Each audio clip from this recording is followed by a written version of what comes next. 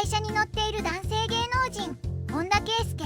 フェラーリ458約3000万円。滝沢秀明ゲレンデバーゲン約2000万円。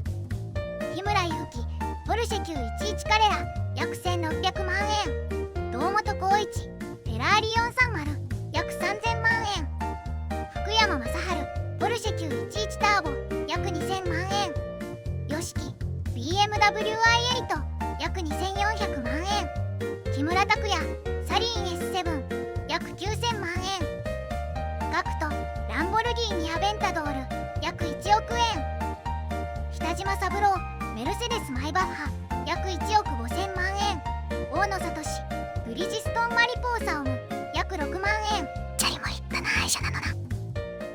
すごい愛車に乗っている女性芸能人仲間由紀恵キャデラックエスカレード約1800万円。松島菜々子ポルシェボクスター約1100万円。華原朋美アストンマーチンラボンダ約1800万円。水木有沙アルファロメオスパイダー約600万円。中リーサシボレーカマロ約800万円。浜崎あゆみリンカーンナビゲータ約1000万円。工藤静香フェラーリ F3 モーゴースパイダー約1800万円。伊藤和恵日産初代シーマ約500万円。藤あや子マセラティ約2000万円。和田アキ子メルセデスマイバッハ約1億5000万円。あっこは別格なのだ。実は超レアな旧車に乗ってる芸能人ジャルジャルごとシトロエンアミエイト1970年生。唐沢寿明ポルシェ356 1959年生。バイキング小峠シボレーノバ1966年生。三石健ベンツ190 1963年生。千原ジュニアグロリアスーパーシックス1964年生。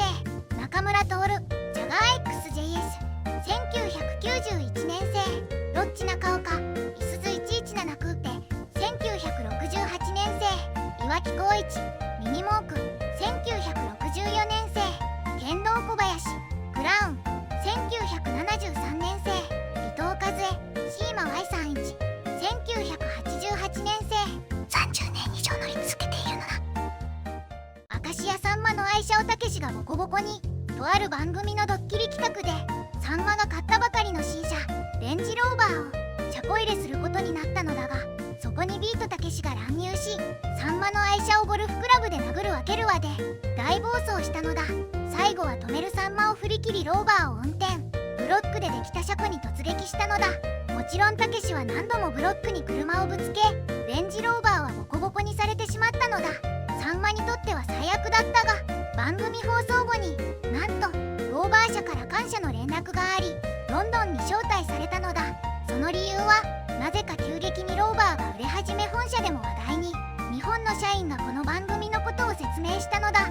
当時は珍しかったレンジローバーが番組で一気に広まり注文が殺到し売れまくったのだ。無職のタモリが乗ってる車は超高級車。2023年知名度調査では 97.8% の知名度で日本一有名なタモリだが、まだ無名だった時代に新宿歌舞伎町の酒場で宴会芸などを披露していたところ、たまたまその場にいた漫画家赤塚不二夫にスカウトされたのだ。赤塚はとにかくタモリの芸を気に入ったらしく、地元に帰るなと自身のマンションに住めと説得し、すでにタモリは結婚していたが仕事を辞め夫婦で居候することにしたのだ。当時忙しかった赤塚はマンションにはほぼ帰らなかったため、タモリは赤塚の白いベンツを乗り回し、夜は友達を呼んでどんちゃん騒ぎとやりたい放題だったのだ。その後芸能界デビューを果たし、赤塚の大好きな芸で見事大ブレイク。どんどん売れていくタモリを見て少し寂しそうにこれでいいのだと言ったのだ。ビートたけしが妻宮枝豆に謎の紙袋を渡す。2年間たけしの運転手をしていた妻宮枝豆はたけし軍団一の車好きで、運転中よくたけしと車の話をしていたのだ。いつものように運転しているとたけしが欲しい車って何と聞かれ、やっぱベンツですかねと答えると、ベンツの何がいいと再度聞かれ、中古で700万くらいのいいクラスですかねと答えたのだ。そんなやり取りをした次の日、謎の紙袋をポンと渡され、探してこいとたけしに言われたのだ。慌てて紙袋を確認すると、なんと現金700万円が入っていたのだ。でも本当に買ってよいのかと1週間悩み、自分で頑張って稼いで自分の金で買いますとお金を返したのだ。するとたけしが、お前ならそうすると思ったよ、頑張れよと少し嬉しそうに答えたのだ。ガダルカナルタかたけしとの絆で31年乗り続けた車。それはたかがまだ若かったある日の話なのだ。真っ赤なポルシェでスタジオ入りしたたけしを見て、かっこいいなぁと軍団全員が憧れの眼差し。そんな軍団を見てたけしが、お前らもすぐにポルシェ買えるくらい稼がせてやる、全員でポルシェでスタジオ入りしたらかっこいいだろう。その言葉に感動したタカが30歳の時に買った車が真っ赤なポルシェ964だったのだ。結局ポルシェを買ったのはタカ一人で、軍団全員でスタジオ入りする夢は叶わなかったが、それでもたけしに一歩近づけた気がした。大切なポルシェだったのだ。これまで不具合もたくさん出て2台買えるくらい維持費がかかっているが、この手がかかる感じが師匠みたいでと少し照れくさそうに言ったのだ。気づけば31年今も大切に乗り続けているのだ。たけしと弟子の絆が伝わるプロポーズの話。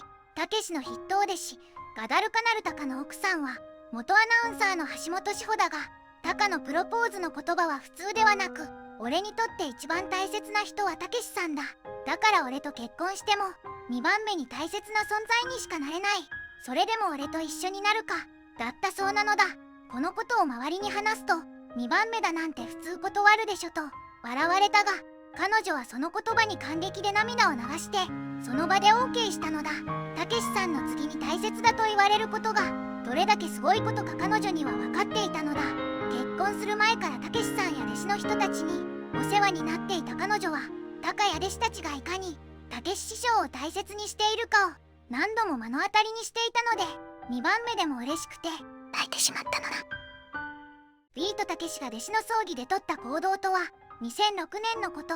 たけし軍団のメンバーに不幸があったのだ。地方で行われたその葬儀には亡くなったメンバーと親友だった軍団ではない芸人も駆けつけていたのだ。その芸人の話によると、大広間で自分の姿を見つけるとたけしさんが声をかけてきたのだ。正直話題にもならない地方での親友の葬儀にたけしさんがいる自体驚いたが、なんと座っていた座布団を外すと、弟子のためにありがとうございますと、軍団でこそないが芸人として後輩になる自分に畳におでこをつけて頭を下げたのだ。たけしさんにそこまでされたその芸人は感動した。